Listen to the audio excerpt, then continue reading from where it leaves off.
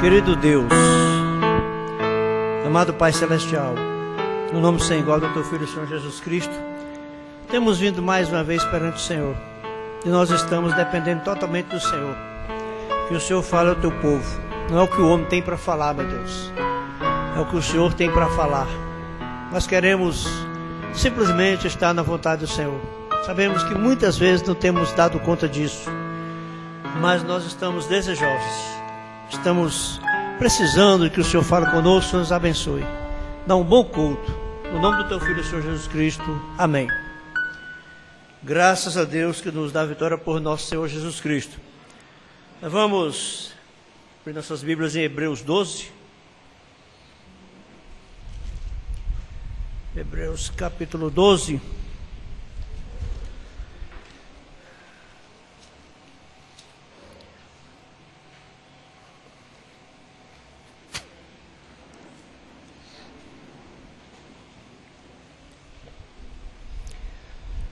Portanto, nós também, pois que estamos rodeados de uma tão grande nuvem de testemunhas, deixemos todo o embaraço e o pecado que tão de perto nos rodeia, e corramos com paciência a carreira que nos está proposta, olhando para Jesus, autor e consumador da fé, o qual pelo gozo que ele estava proposto suportou a cruz, desprezando a afronta, e assentou-se à destra do trono de Deus. Considerai, pois, aquele que suportou tais contradições dos pecadores contra si mesmo, para que não desfaleçais em vossos ânimos. Ainda não resististes até ao sangue, combatendo contra o pecado. E já vos esquecestes da exortação, que argumenta convosco como filhos. Filho meu, não desprezes a correção do Senhor, e não desmaies, quando por eles for repreendido, porque o Senhor corrige o que ama e açoita a qualquer que recebe por filho.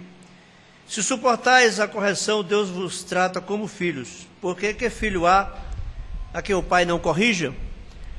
Mas se estáis sem disciplina, da qual todos são feitos participantes, sois então bastardos e não filhos. Podemos assentar. Que o Senhor Jesus possa trazer para nós as bênçãos da sua palavra.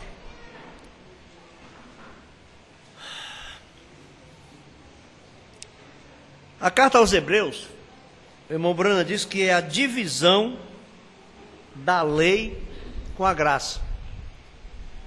É a divisão da lei com a graça, a carta aos Hebreus. O apóstolo Paulo, como se supõe que seja ele o autor da carta aos Hebreus, ele demarca bem as coisas, inclusive mostrando como a lei ficou para trás depois que a graça chegou. E depois de passar por muitas provas, muitas lutas. Então ele diz aqui, portanto nós também, pois que estamos rodeados de uma tão grande nuvem de testemunhas, deixemos todo o embaraço e o pecado que tão de perto nos rodeia e corramos com paciência a carreira que nos está proposta. O pecado, irmãos, nunca vai estar longe de nós. O pecado nunca vai estar longe de nós. Porque, para começar, o pecado está onde? O que lhe perturba está onde? É na Patrícia. O que lhe perturba está na Patrícia. O que perturba a Patrícia está em mim. O que me perturba está na Neudinha. Irmão, o que me perturba está em mim. O que lhe perturba está em você. Quando aquele irmão, contando para o irmão Brando, disse, irmão Brando, o senhor crê no sobrenatural? E ele começou a contar que lá na África, eles tinham um grupinho lá, e eles tinham os problemas, as demandas lá, as confusões, as questões, E ele, sendo uma pessoa bem versado, sabia conversar bem nas Escrituras. E um dia, ele ia subindo, tinha que deixar o carro embaixo, tinha que subir uma ladeirazinha a pé. Ele viu que um homem vinha vindo. Ele esperou, então, para subirem conversando. Daqui a pouco ele viu que aquele homem vinha trazendo um grande saco nas costas. E ele viu que aquele homem era Jesus. Então o irmão Branham disse que ele se deu conta que estava tendo uma visão. Você já pensou que aí se ele quis ajudar Jesus? Jesus disse, não, esse saco eu tenho que levar sozinho. E o homem é muito bom, né? A gente sempre é bom, nós somos bons demais, irmão. Ele chorou e disse, Senhor Jesus, por que o Senhor tem que carregar os pecados do mundo todinho? E Jesus disse, aqui são só os seus. Esse aqui são só os seus. A pessoa, irmão? O irmão Branham não disse, mas é porque você vive em adultério, é porque você vive nisso, é porque você vive naquilo, é porque você faz isso, é porque você faz aquilo. O irmão Branham não questionou a vida do homem, pelo contrário, o que ele estava expondo é que ele era um cristão dedicado, um cristão conhecedor, inclusive um cristão, vamos dizer assim, igrejeiro, porque se um crente não for igrejeiro, irmão, ele não tem muita firmeza. Igrejeiro é estar com frequência na igreja. Mas já pensou só os pecados dele? Jesus estava e disse assim, estou carregando para que você tenha força para ir na igreja. Então o pecado, ele não está longe de nós. Para começar, o pecado está dentro de nós. Nós temos a natureza do pecado. Então veja, e o embaraço, todo tipo de confusão, corramos com paciência a carreira que nos está proposta. Existe uma meta a ser alcançada. Toda a igreja do Novo Testamento, irmãos, desde os dias em que Jesus subiu ao céu, eles estão esperando a volta de Jesus. Desde que Jesus subiu, eles estão esperando. A respeito daquele dito de João, quando Jesus perguntou para Pedro, e de João o que será? E dele o que será? Jesus disse, se eu quero que ele fique até que eu venha, o que te importa a ti? E o próprio João escreveu que ali surgiu uma corrente de pensamento, que pessoas afirmaram que João não morreria antes da vinda de Jesus, da volta de Jesus. Então, irmãos, é o que está sendo esperado desde que Jesus subiu ao céu. Desde que o anjo falou, esse Jesus que vós viste subir, da mesma maneira ele descerá. Então, desde esse dia, está sendo esperada a vinda de Jesus. E hoje nós estamos esperando a vinda do Senhor. E nós não podemos marcar data. Mas uma coisa é certa, nós não estamos mais no começo do cristianismo, nós estamos no fim. O irmão Branham pregava na expectativa de que Jesus poderia vir ainda esta noite. Então veja, olhando para Jesus, autor e consumador da fé, que quer dizer aperfeiçoador, o qual pelo gozo que ele estava proposto, suportou a cruz, desprezando a afronta, e assentou-se à destra do trono de Deus. Jesus desprezou a afronta. Jesus foi afrontado. Você sabe o que é ser afrontado? É ser enfrentado cara a cara. E tem muitas pessoas, irmãos, que gostam de afrontar os outros. Muitas pessoas que gostam de afrontar os outros. E ninguém, regra geral, a menos que você não tenha como reagir, ninguém aceita uma afronta calado. Ninguém aceita uma afronta calado. Mas Jesus, ele desprezou a afronta. Ele nem olhou para a afronta. Jesus foi cuspido na cara, levou canada na cabeça, puxaram a barba dele, zombaram dele. És tu? o que derruba o templo, levanta em 3 dias? És tu que curava os outros, cura-te a ti mesmo. Diz o ditado, o médico, cura-te a ti mesmo. Irmãos, é muita afronta. Jesus desprezou. E se nós quisermos ir para o céu, irmãos, nós vamos ter que desprezar muita afronta. O pastor Joaquim tem falado que a pessoa que vive tomando satisfação do que os outros falam com ela é uma pessoa que nunca é bem sucedida. Pessoa que vive tomando satisfação. Quando você ouvir que alguém está falando mal de você, você simplesmente despreze isso. Está lhe afrontando, simplesmente despreze a afronta. Despreze a afronta, irmão. O mais afrontado foi Jesus. E as pessoas que vivem de afrontar, vão sempre afrontar os outros. Pode botar isso na sua agenda aí, ó. Irmãos, não seja um afrontador. Porque quem afronta uma, depois afronta outro, depois afronta outro, depois afronta outro, depois afronta outro, depois afronta outro, depois afronta outro. Logo a pessoa está conhecida como uma afrontadora. A pessoa, a afrontadora, né? Então veja. Considerai, pois, aquele que suportou tais contradições dos pecadores contra si mesmo, para que não enfraqueçais, desfalecendo em vossos ânimos. Considerai aquele que suportou tais contradições dos pecadores. Ninguém quer ser rebatido, contraditado, enfrentado, mas Jesus, irmão, suportou as contradições dos pecadores, ele sendo sem pecado. Ele suportou as contradições dos pecadores. O problema é que nós que somos pecadores não suportamos. Não suportamos contradição de pecadores, sendo nós mesmos pecadores. Ainda não resististes até o sangue, combatendo contra o pecado. Ser cristão hoje é uma bênção. Ser cristão hoje, irmão, é só para ganhar. É só para ganhar ser cristão hoje.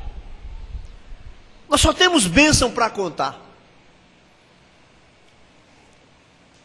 O cristianismo do primeiro século e nos séculos seguintes também, eles tiveram que perder muitas coisas. Quando Lutero escreveu aquele hino na 5ª estrofe, ele disse: se temos que perder os filhos, bens, mulher, embora a vida vá, por nós Jesus está e dar-nos a seu reino. Mesmo na era de Lutero, ali, porque o diabo começou matando nas arenas, botando pagãos para matarem cristãos, botando leões para devorarem cristãos. Mas quando chegou já em 1500, não tinha mais arena. Não tinha mais pagão matando cristão. Agora era o próprio cristianismo matando cristãos. Era a falsa vinha, matando, perseguindo a verdadeira vinha. Foi um período chamado a Santa Inquisição, que de santa ela não tinha nada, era maligna, era diabólica. Mas era Inquisição, quer dizer pergunta. Qualquer levante contra a Igreja Católica era punido com a morte. E nesse rol aí, muitos morreram. Alguns foram exilados, perderam os direitos. Outros, padres. João Russo morreu na fogueira, só pelo que ele pregava, e era padre, morreu de batina.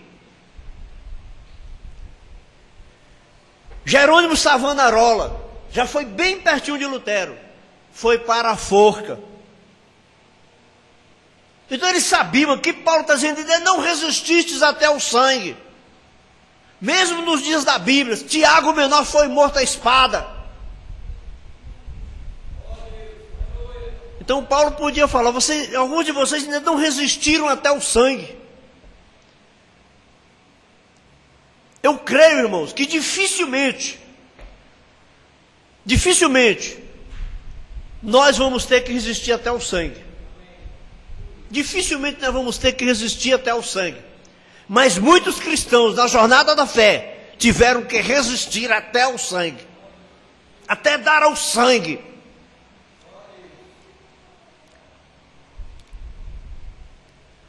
Porque o Senhor corrige o que ama e açoita qualquer que recebe por filho. Se suportais a correção, Deus vos trata como filhos. Porque que filho há a quem o pai não corrija? Mas se estáis sem disciplina, da qual todos são feitos participantes, sois então bastardos e não filhos. Filho, reconhece pai. Filho, aceita correção de pai. Mas quem não tem a natureza de filho não aceita correção de pai. Aí nós sabemos que o diabo, depois de atacar por fora,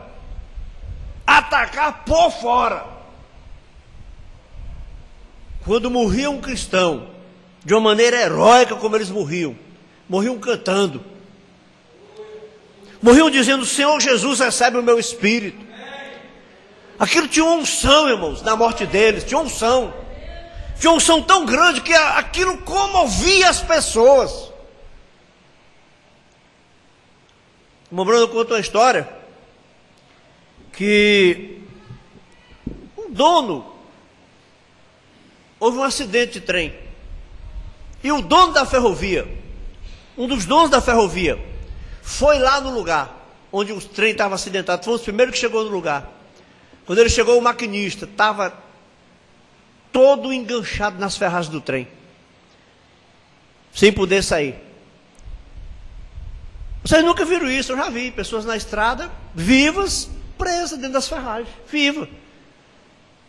A gente viaja para eu já vi pessoas vivas e presas dentro das ferragens. Já vi batida de carro, que uma mulher ficou presa, irmão, não faltou isso aqui, ó, para a carroceria encostar nela. E as pernas dela ficaram presas. E na cara dela a carroceria ficou assim, ó. E foi preciso quebrar o carro. Quebrar com alavanca para poder soltar a mulher. E a história conta que quando aquele dono da ferrovia chegou, ele foi lá onde estava o maquinista, e ele ouviu o maquinista de olhos fechados, sangrando, dizendo: eu sei em quem tenho crido. Eu sei em quem tenho crido. Eu sei em quem tenho crido. Aquele homem saiu dali e foi contando um para outro. Só olha, rapaz, foi impressionante. O maquinista estava lá e disse: eu sei quem tenho crido.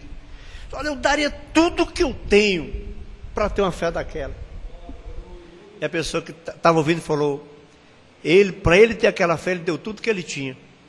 Ele deu toda a vida dele para Cristo. Será que nós demos toda a nossa vida para Cristo? E nós sabemos que depois o diabo, irmãos, viu que atacando por fora não tinha. Como ele venceu, o diabo começou a atacar por dentro. Com o quê? Com falsas doutrinas.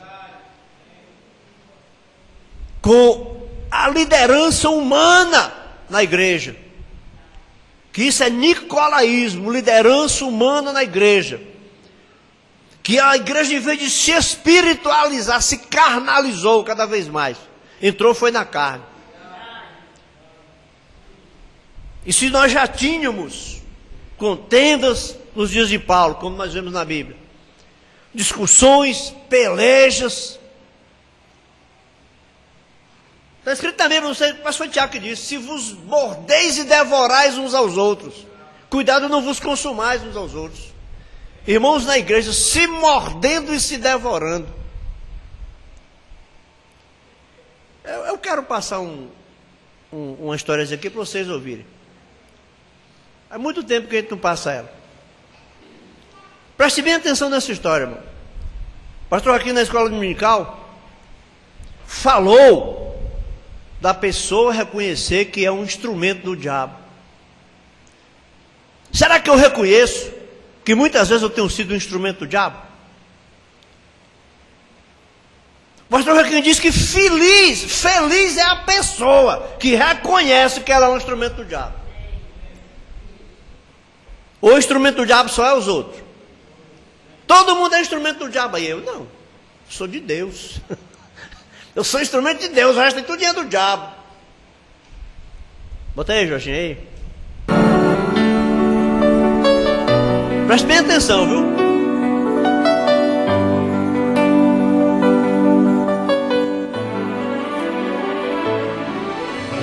Num lugarejo onde só moravam cristãos, havia muita paz, muita harmonia. As famílias eram felizes, todos se davam bem. Então Satanás resolveu provocar a discórdia do lugar. Disfarçou-se de homem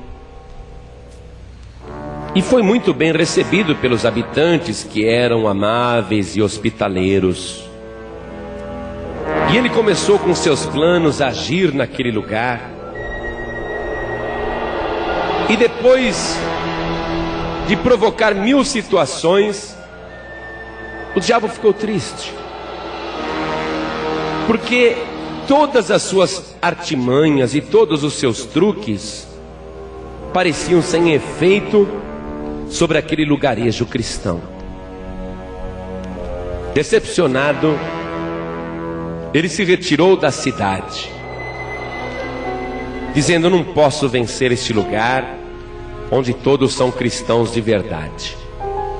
E ficou desconsolado na beira de um rio, pensando: já pensou se o mundo inteiro virasse cristão?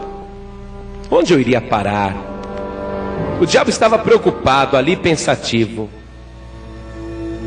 E ele viu chegar uma moça robusta, troncuda, ombros largos, a pele bem tostada pelo sol, um olho negro bem vivo.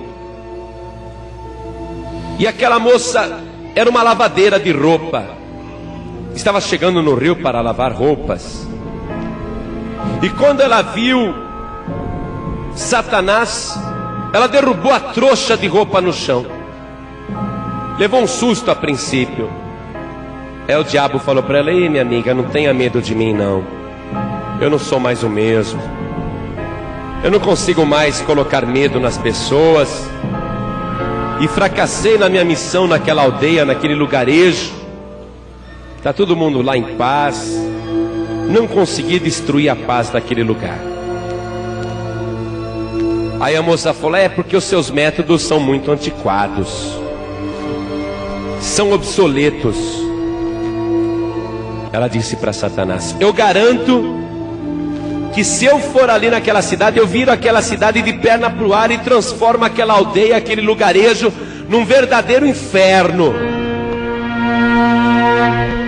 E o diabo falou para ela: imagina que você conseguiria.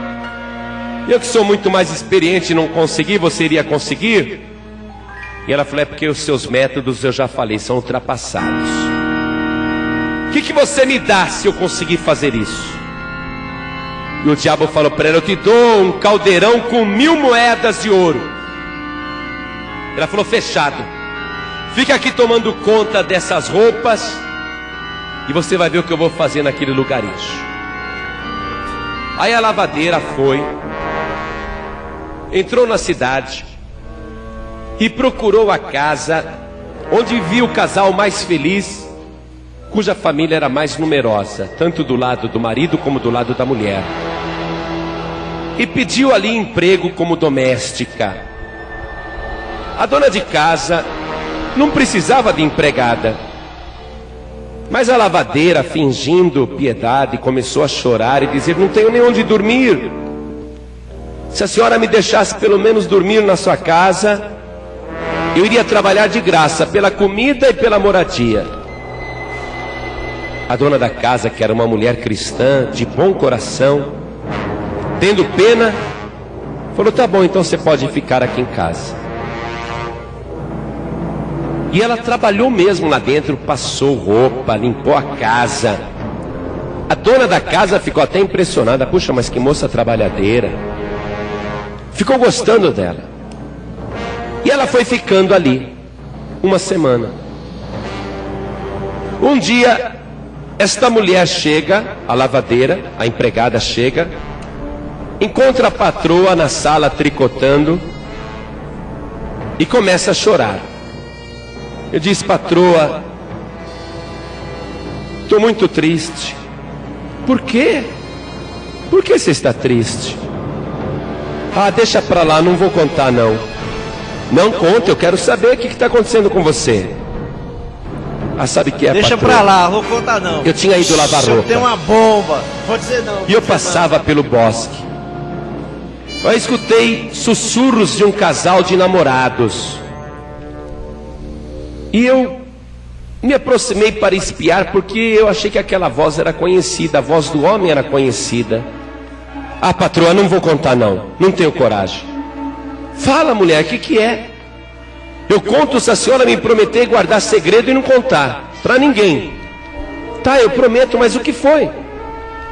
Bom, aí eu fui espiar o casal que estava namorando e eu vi, e era o seu marido. O meu marido? Impossível. Pois é, eu vi o teu marido com uma moça dentuça, feia, magra, esquelética, cara de bruxa. Não sei o que ele viu naquela moça. A senhora é muito mais bonita do que ela. E eu fiquei tão revoltado, eu fiquei com vontade até de bater no seu marido. E eu fugi. E eu estou até chorando. Aí a patroa começou a chorar. Eu vou conversar com meu marido. Não, se a senhora fizer isso, ele vai me despedir, ele vai me mandar embora. Não conte para o teu marido o que eu contei para a senhora. Não, conte não. Mas olha, eu sei uma maneira da senhora reconquistar o seu marido. Para conquistar isso aí. E ele esquecer aquela feiosa. Vou te falar, mas tu não fala para ninguém. E ele voltar a ser novamente apaixonado pela senhora. Eu sei de uma simpatia, que se a senhora fizer essa simpatia, o seu marido vai esquecer a outra e vai ficar apaixonadinho pela senhora. E a patroa então, que era cristã, desesperada, querendo recuperar o amor do marido e querendo que ele esquecesse a amante, falou: ah, então me ensina, me ensina. E a empregada ensinou o seguinte: olha, hoje, quando o teu marido chegar do trabalho, a senhora prepara a janta dele normal e trata ele bem. Não deixe ele perceber nada. Seja bem agradável para ele, não conte nada. E à noite, quando ele estiver dormindo, a senhora pega uma navalha e a senhora corta um fio de barba dele, um fio de barba bem perto do pescoço. A senhora corta um fio de barba bem perto do pescoço e a senhora me dá esse fio de barba, porque eu vou fazer a simpatia que ele vai ficar apaixonado pela senhora e vai esquecer aquela feiosa. Mas isso funciona? A patroa perguntou: será que vai funcionar? Olha, faça isso direitinho, não deixe ele perceber. A hora que ele dormir, a senhora pega a navalha, corta um fio de barba branca, um fio bem perto do pescoço, e a senhora me dá, e eu vou fazer a simpatia, e ele vai ficar super apaixonado, vai esquecer a amante. E a patroa falou: tá bom, vou fazer isso. Apesar de ela ser cristã, ela concordou. Quantas pessoas que se dizem cristãs estão fazendo macumba simpatia, hein? Veja só que história medonha. Veja como o diabo trabalha. Então a patroa concordou em fazer aquilo e não contar nada para o marido. A empregada então diz para a patroa: patroa, eu deixei um pouco de roupa lá no rio, vou voltar para buscá-las. E a patroa falou: pode ir. E a empregada saiu. E ao invés de ir para o rio, a mentirosa foi para o trabalho do marido da patroa. Ele era comerciante, tinha uma loja. E ela entra na loja do patrão com aquela cara de apavorada, de coitada: patrão, patrão, preciso falar com o senhor. O que é? O que você está fazendo aqui no meu serviço? A patroa sabe que você veio aqui? Não, não sabe, nem pode saber. Mas o que aconteceu? Uma coisa muito grave que eu tenho que falar em particular com o senhor. Mas agora eu estou ocupado. Não, mas é muito grave, eu tenho que falar para o senhor. Sua vida corre perigo. Quando ela falou isso, o patrão quis saber os detalhes. E particularmente sussurrando, ela disse: sabe o que é, patrão? Eu estava fazendo a limpeza lá da casa. Aí eu escutei gemidos no quarto. Escutei sussurros. Um casal namorando. Estranhei, porque eu sabia que o senhor estava trabalhando. E eu cheguei perto para espiar. Patrão, eu vi a sua esposa nos braços de um rapaz bem jovem. Um rapaz bonito, forte. E ela se entregando nos braços dele. Eu fiquei tão chocada. Mas pior foi o que eu ouvi depois. Eu ouvi a tua esposa dizendo para o amante: hoje à noite eu mato o meu marido.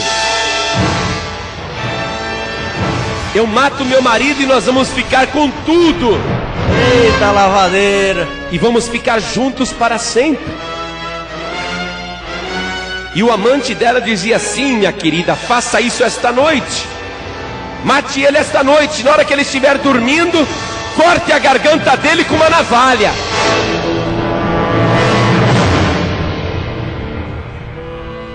O homem falou: não é possível.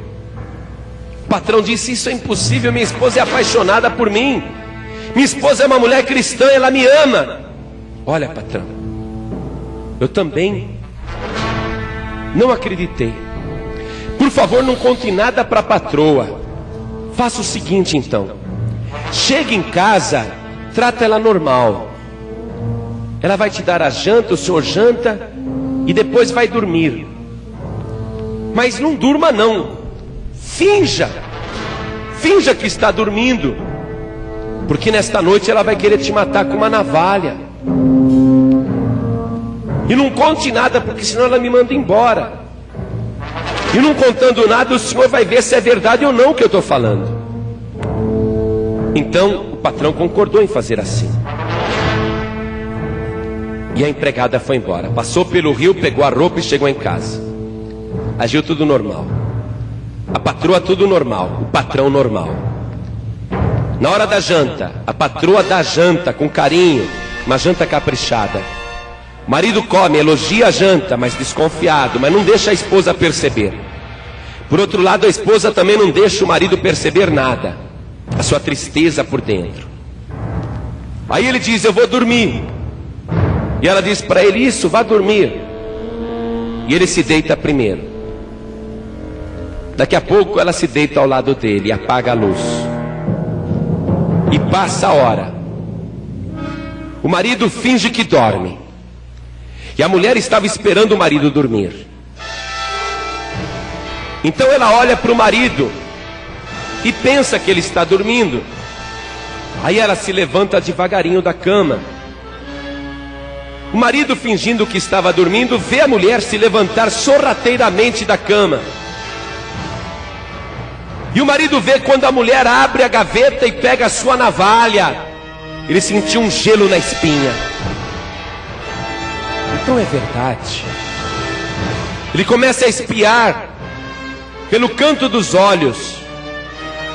E a esposa, por sua vez, está pensando: eu só preciso cortar um fio de barba perto do pescoço dele para fazer a simpatia. Ela pensa nisso. Mas o marido, vendo ela se aproximar com a navalha perto do seu pescoço, da sua garganta, ele imagina que ela vai matá-lo. Então, mais do que depressa, ele segura o pulso dela, arranca a navalha da sua mão, e com aquela navalha ele começa a golpear a sua mulher. e desfere golpes violentos com a navalha. E corta a jugular, e corta o pescoço, e corta o rosto. A esposa aterrorizada começa a gritar: não, não, querido, não faça isso. E ele gritando: sua maldita, sua miserável. E ele avança sobre ela, e aquela gritaria acorda a aldeia inteira. A aldeia inteira acorda. E vendo aquela confusão, aquela gritaria, os familiares da esposa entram correndo no quarto. Os familiares do esposo entram correndo no quarto. E todos veem a mulher banhada de sangue, caída no chão, agonizando. E o marido com a navalha na mão, dizendo: ela queria me matar. Os familiares da esposa, revoltados, avançam sobre o homem e trucidam ele. Matam ele, lincham ele. Os familiares do marido, vendo que os familiares da esposa haviam matado o seu familiar, avançam um contra os outros. E aquela noite foi uma noite de sangue. Foi uma noite de horror. E aquela mulher conseguiu o que queria, porque ela estava a serviço de Satanás.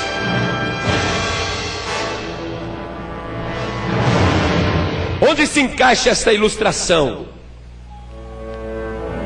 Em São João 10:10. O Senhor Jesus disse: o ladrão não vem senão a roubar, a matar e a destruir. Esta é a missão de Satanás. E Satanás usa os seus agentes para lançar intriga, discórdia, cisânia, ódio, revolta, murmuração, contenda. Mas no mesmo versículo o Senhor Jesus diz: eu porém vim para que todos tenham vida. Aleluia. E a tenham com abundância. Vigiai e orai, para que não entreis em tentação. O diabo, ele está como um leão ao teu derredor, tentando te tragar. Mas enquanto o diabo está ao derredor, Jesus está ao teu redor. O anjo do Senhor acampa-se ao redor daqueles que o temem e os livra. Aleluia. O Senhor Jesus nos deu poder e autoridade para expulsar demônios e desfazer as obras do diabo.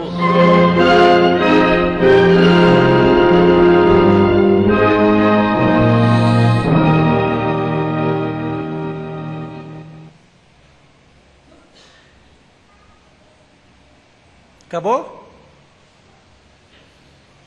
Essa não é exatamente a versão que eu queria, porque eu já tinha escutado de outra versão. Aí depois ela volta no diabo e diz: você viu lá o que eu fiz? E o diabo começa a dizer: rapaz, é mesmo? Como é que eu nunca pensei nisso? Eu chego querendo fazer intriga. Olha aí, a arma perfeita, uma pessoa de aparência inofensiva, que tem acesso em todo canto. Ela vai em todo canto, ela é humilde, ela tem um aspecto humilde, ela vai em todo canto ela é bem aceita. E lá ela faz o estrago, um instrumento do diabo. Irmão Branham fala, irmãos, aqui ó, o que o irmão Branham fala aqui: uma palavra igreja, extraída da mensagem Cristo é o mistério de Deus revelado. Um grupo pequeno não tem problema. Mas toda vez que um grupo vai crescendo, você imagina, cada pessoa é um problema, tem um problema na vida, ou cada pessoa já é um problema. Para o pastor administrar, cada pessoa já é um problema. Na igreja tem pessoas com problemas psicológicos. Problemas psicológicos. Tem todo tipo de problema. Então, quanto maior o grupo, maiores serão os problemas. E irmão Bruno diz, vocês são um grupo grande, dócil, mas o diabo vai deixar que seja assim? O diabo encherá alguém com algum veneno e sairá no meio, ó. Sairá no meio, envenenando um, envenenando o outro. Essa mensagem aqui, o irmão Bruno fala assim: e se você testemunhar qualquer coisa, você é tão culpado como se fosse participante daquilo. Às vezes, quando surge um problema, né, uma briga bem acolá, todo mundo quer ver a briga, eu não quero. Quando eu vejo uma briga bem acolá, eu não vou. Eu não vou. Ah, tem um lá com 10 facadas. Eu não vou lá. Ainda mais se eu souber que está com perigo de ter, que eu não vou mesmo. Mas a maioria das pessoas querem ir lá e querem ver, e querem saber detalhe por detalhe. Todo problema que surge, as pessoas querem estar por dentro dos problemas. Agora já não, eu estou doido por problema, já não basta os meus. Agora, irmão Bruno diz, se você testemunhar qualquer coisa, você é tão culpado como se fosse participante daquilo. Então, se testemunharmos, digamos, ó sim, eles não deviam ter feito aquilo, isto e aquilo outro. Irmão Bruno diz, cuidado com o que você diz, porque você é culpado tal como o seu julgamento é proferido. Você é culpado tal como o seu julgamento é proferido. O que é que a Bíblia diz? Não julgueis para que não sejais julgados. E não condeneis para que não sejais condenados. O que o irmão Bruno fala sobre a verdadeira maneira cristã? Que a maioria das pessoas acham que a verdadeira maneira cristã é se descobrirem um problema de uma pessoa, jogar no ventilador. Jogar no ventilador, puxa, nós descobrimos um problema, joga no ventilador. Irmão Bruno disse aqui, ó. Aliás, na mensagem, pondo-nos ao lado de Jesus. A verdadeira maneira cristã é esconder as falhas dos outros. A verdadeira maneira cristã, se você sabe que o irmão tem uma falha, você esconder a falha dele. Se fosse eu que dissesse assim, você diz, é porque você aceita o pecado, pastor. É porque você acoberta o pecado. Irmãos, que tal se eu defendesse uma mulher em adultério? Me diga aí. Se eu defendesse uma mulher em adultério, me diga aí. O que é que vocês achariam de mim? Agora eu te pergunto, Jesus defendeu ou não? Jesus defendeu ou não uma mulher em adultério? Você pensa que é brincadeira? A palavra de Deus diz, ó. Se uma mulher fosse pega em adultério, era para fazer o que com ela? Apedrejar. Até a morte. Não é dar 3 pedradinhas, não. Dá 3 pedradas nela, é até a morte. E a lei, irmão, tinha que ser cumprida. Você acha pouco? Um homem foi apedrejado, né? Porque carregou lenha num sábado.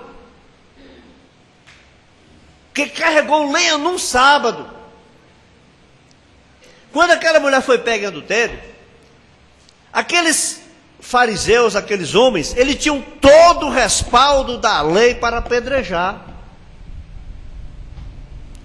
Lá não tem o nome, mas diz que era Maria Madalena. Eles tinham todo o respaldo da lei, irmão. Pela lei de Deus ela teria que ser apedrejada. Mas eles, para provarem a Jesus, chegaram para Jesus e disseram, mestre, essa mulher foi pega no ato adulterando. A lei manda apedrejar. O que é que o senhor diz? Jesus dissesse assim, pedra nela. Jesus teria que ter dito melhor dizendo, não? Jesus teria que ter dito, realmente a lei manda apedrejar, não tem dúvida disso não. Pedra nela, teria sido apedrejada. Se Jesus dissesse, não façam isso. Não apedreje não. Mas você está vendo, você está quebrando a lei de Deus. Você está contra a lei de Deus. Ou não? Mas Jesus simplesmente falou, quem tiver sem pecado, ele se levantou, olhou e disse, quem tiver sem pecado, atire a primeira pedra. Aquele que estiver sem pecado, atire a primeira pedra. Irmãos, nenhum deles tinha moral para jogar uma pedra na mulher. Adultério não, mas outras coisas sim. Nenhum deles tinha moral para jogar uma pedra na mulher.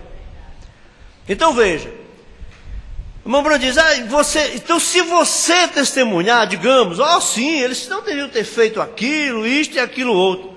Cuidado com o que você diz. Você é culpado, tal como o seu julgamento é proferido. Se você não pode decidir, não diga nada, simplesmente deixe isto de um lado. Irmão, as pessoas têm mania de se meter nos problemas dos outros, não tem nenhuma autoridade para decidir, não tem o que falar, mas querem proferir julgamento. O irmão Branco falou, se você não tem autoridade para proferir julgamento, você é tão culpado como se você tivesse feito aquilo. É tão culpado como se você tivesse feito aquilo, né? Então, irmão Branco diz aqui, então quando você testifica que você é um cristão, você é cristão? Você testifica que você é cristão?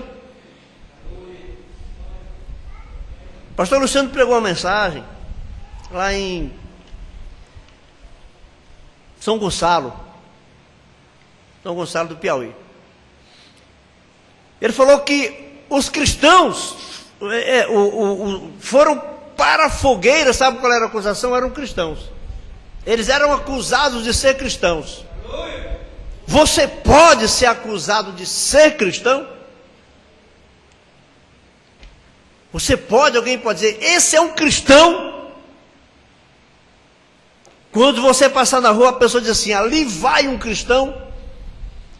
Se tem alguém que vai para o céu, aquele vai. Uma pessoa olha para você e diz assim, se esse aí for, até eu vou. Se ele for aquele ali, se ele for, até eu vou. Se aquele ali for, todo mundo vai. Nós devemos ser bem honestos com nós mesmos. Devemos ser bem honestos com nós mesmos. Nós somos cristãos que as pessoas... Não, fulano é cristão, tem um bom testemunho. A pessoa diz, rapaz, é ele que vai para o céu, se ele for, também vou. Então veja, se você é um cristão, você é culpado. Você é responsável por ser um cristão. E você deve viver por isto.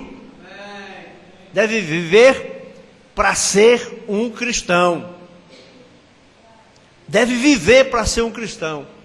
Irmãos, cristianismo sem 1 Coríntios 13 não existe. Cristianismo sem 1 Coríntios capítulo 13 não existe. Eu acho que talvez eu saiba 1 Coríntios capítulo 13 de cor. Talvez eu saiba, não sei se ainda, mas talvez eu saiba. Mas Paulo falou, vocês querem os dons? Querem os maiores? Eu vou mostrar o mais excelente. Aí começa a dizer, ainda que eu falasse as línguas dos homens e dos anjos, e não tivesse amor, de nada me aproveitaria. Ainda que eu pegasse todos os meus bens e desse para o sustento dos pobres, e não tivesse amor, nada me aproveitaria. Ainda que desse o meu corpo para ser queimado, e não tivesse amor, de nada me aproveitaria. Ele começa a dizer, como é que o amor é? O amor não suspeita mal, O amor não suspeita mal. Tem pessoas que vivem suspeitando dos outros. Ainda que seja, irmão. Ainda que uma pessoa esteja errada, eu te pergunto, é da sua conta? Se alguém está errado, é da tua conta? Você vai responder por alguém que está errado? Não, eu estou perguntando para você, é da sua conta se alguém estiver errado? Você vai responder se alguém estiver errado? O amor não suspeita mal. Olha essa historiazinha aqui. Foi tudo baseado só em suspeita. Tudo baseado só em suspeita. Eu vi uma história uma vez, irmãos, da pessoa jogar. Da pessoa jogar com os outros. Eu não lembro bem, mas é mais ou menos assim. O homem chegou para o pai dele e falou: filho, eu vou arranjar uma mulher para você casar. Aí ela foi e disse, ou ele foi e disse: não, pai, quem vai casar sou eu. Eu que vou escolher a mulher. Aí ele foi e disse: filho, é a filha do Bill Gates. É a filha do Bill Gates. Meu filho, me divorciava na hora para casar com a filha do Bill Gates. É claro que isso é uma brincadeira. É o homem mais rico do mundo. É da Microsoft, né? É o dono da Microsoft, é um dos homens mais ricos do mundo. Filho, eu vou arranjar para você casar com a filha do Bill Gates. Ah, é o caso, pai, é assim. Você não disse logo, é o caso. Chegou para o Bill Gates.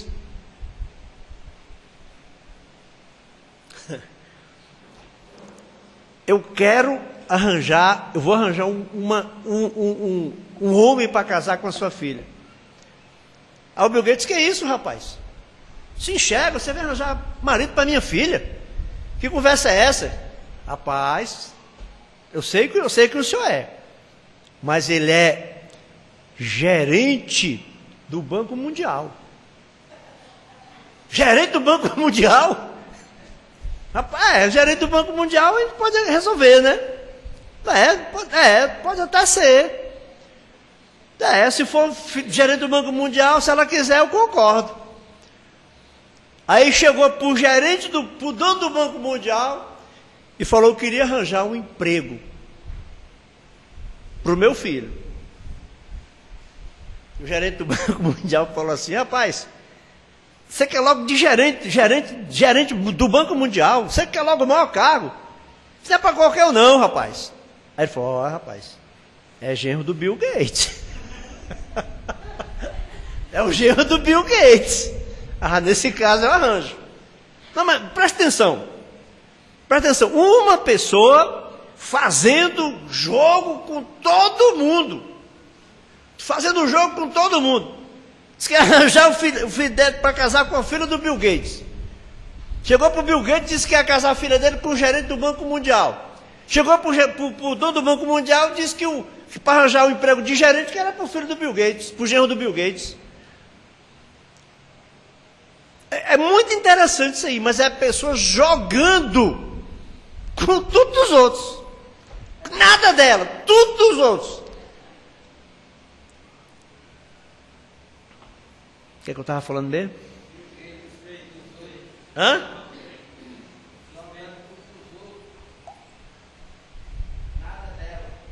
Não, foi quando eu entrei na história. Hã? Sim, estava falando do amor, né? O amor não suspeita mal.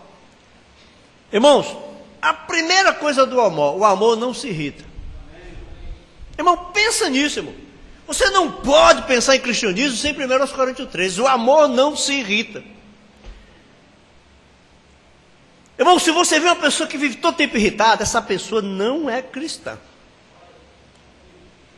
Essa pessoa não é cristã. A índole dela não é cristã. Ela precisa se converter. Ela não é cristã.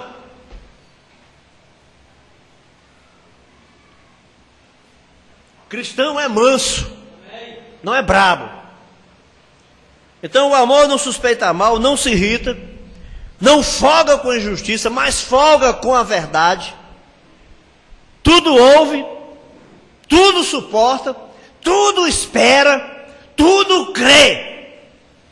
Agora, será que nós temos facilidade para isso? Ouvir, esperar, suportar, acreditar? Será que nós temos suporte cristão? Eu sou cristão até esse ponto. Eu suporto tudo. Eu espero tudo. A Bíblia diz: todo homem seja pronto para ouvir, tardio para falar e tardio para se irar.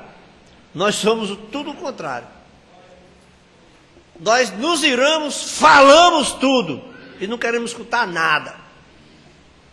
Vamos dar uma lidinha aqui no capítulo 3, nós vamos encerrar aqui, eu não vou para adiante não. 1 Coríntios capítulo 13. Vamos ler aqui, para a gente passar bem devagarzinho aqui no amor, né?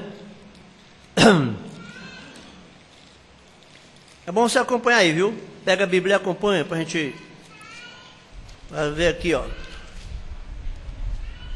Ainda que eu falasse as línguas dos homens e dos anjos e não tivesse caridade, caridade é amor, seria como o metal que soa ou como o sino que tine. E ainda que tivesse o dom de profecia e conhecesse todos os mistérios e toda a ciência, e ainda que tivesse toda a fé, de maneira tal que transportasse os montes e não tivesse amor, nada seria. E ainda que distribuísse toda a minha fortuna para sustento dos pobres, e ainda que entregasse o meu corpo para ser queimado e não tivesse amor, nada disso me aproveitaria. Agora, irmãos, vamos pedir muita misericórdia a Deus. Muita misericórdia a Deus, para nós sermos cristãos. Porque adultério, são poucos os cristãos que vão chegar a cometer adultério. No cristianismo todo, talvez nem 10% vai chegar a cometer adultério. Talvez nem 10% não venha a cometer adultério. Mas será que é só o adultério que vai tirar a gente do arrebatamento? Será que é só o adultério que desqualifica? Vamos ver aqui, ó. O amor é sofredor, é benigno. O amor não é invejoso. O amor não trata com leviandade, não se ensoberbece, não se importa com indecência, não busca os seus interesses, não se irrita, não suspeita mal, não folga com injustiça, mas folga com a verdade. Tudo sofre, tudo crê, tudo espera, tudo suporta. O amor nunca falha. O amor nunca falha. Aí depois segue. Mas havendo profecias serão aniquiladas, havendo línguas cessarão, havendo ciência desaparecerá, porque em parte conhecemos, em parte profetizamos, mas quando vier o que é perfeito, então o que é em parte será aniquilado. Mas quando chega no teste do cristianismo, nós passamos na prova do amor? Ou você acha que nós vamos subir no rápido sem passar na prova do amor? Nós vamos subindo rápido, sem aguentar nada, sem crer em nada, sem esperar em nada, sem suportar nada. Vamos subindo rápido desse jeito. Ninguém suporta nada e vai subindo rápido. Eu digo que não sobe não. Eu digo que se não tiver o amor, não vai subir. É claro que nós só seremos aperfeiçoados, irmãos, com a obra redentora de Cristo, com o nosso representante. Fora disso, nós não seremos. Fora disso, nós não seremos. Nós chegaremos lá perfeitos por causa da obra redentora de Cristo. Por isso que nós temos que pedir misericórdia ao Senhor. Mas nós temos que vestir nessa roupinha da palavra aqui, ó. E tudo na palavra é palavra de Deus por completo, do princípio até o fim. A mamãe falou: se um problema não é seu, irmão, não se meta. Às vezes a pessoa quer se meter em problema dos outros. eu fazer uma pergunta aqui. Se você tivesse um problema com a sua família, você queria que os de fora soubesse? Você queria? Problema com o filho seu, você queria que os de fora soubesse? Ou você resolveria da melhor forma possível em silêncio? Como é que você resolveria? Não, nós temos vizinhos lá. Não, aqui ó, vem cá. Aqui esse cabra sem vergonha, essa cabra, né? Essa cabra sem vergonha. É cabrita, né? Esse cabra sem vergonha, olha aqui ó. Não, bota aqui em cima da calçada. Tua calçada é altona lá, né? Ó aqui, ó. Tá vendo aqui, ó? Muito pelo contrário. Irmãos, nós devemos tratar os problemas dos outros como se fosse nosso. Se você não quer que os seus problemas sejam divulgados para todo mundo, quando você souber o problema de uma pessoa, vá orar por aquela pessoa. Aquela pessoa está precisando de oração. Está precisando de oração, de ajuda. E não de que todo mundo fique julgando, acusando. Vamos orar uns pelos outros, irmãos. O certo é esse, que quando o problema é conosco, todos nós queremos resolver bem baixinho. Vamos resolver. É problema, todo mundo resolve problema. Mas se for dos outros, a gente quer jogar bem alto, né? Vamos pensar nisso. Vamos pensar nisso, que nós devemos amar os irmãos. Irmão Bruno disse, se você vê uma pessoa caída, irmão Bruno falou, a maioria de nós pega uma estaca para bater na cabeça para afundar mais. Irmão Bruno falou, não, nós devemos pegar aquele irmão, aquela irmã, dar a mão para ele tirá-lo do buraco. Amém? Isso é correto? Isso é a palavra de Deus? Eu preciso fazer isso. E você precisa fazer isso. Amém? Vamos ficar de pé. Vamos despedir com oração. Quero todo mundo orando, todo mundo buscando, pedindo a graça de Deus. Senhor Deus Todo-Poderoso, no nome do Teu Filho, Senhor Jesus Cristo, nós estamos mais uma vez diante do Senhor, ó Pai, levantando ao Senhor as nossas vozes para entrarmos na presença do Senhor, para suplicarmos a Tua misericórdia, porque a Tua palavra nos diz que o Senhor é a fonte da misericórdia. Tua palavra nos diz que a causa de não sermos consumidos são as misericórdias do Senhor. E aqui está o Teu povo, meu Deus. E eu, meu Deus, também como necessitado, porque a palavra diz, o sumo sacerdote, feito dentre os homens, tem primeiro que oferecer sacrifício por si mesmo. Mas o Senhor Jesus não, Ele não precisou oferecer sacrifício por si mesmo. Ele se ofereceu em sacrifício por nós. Mas nós, Pai, temos que nos oferecer a sacrifício por nós mesmos e depois uns pelos outros. É a condição humana. Pelo que pedimos perdão dos nossos pecados, das nossas culpas e até mesmo das nossas iniquidades.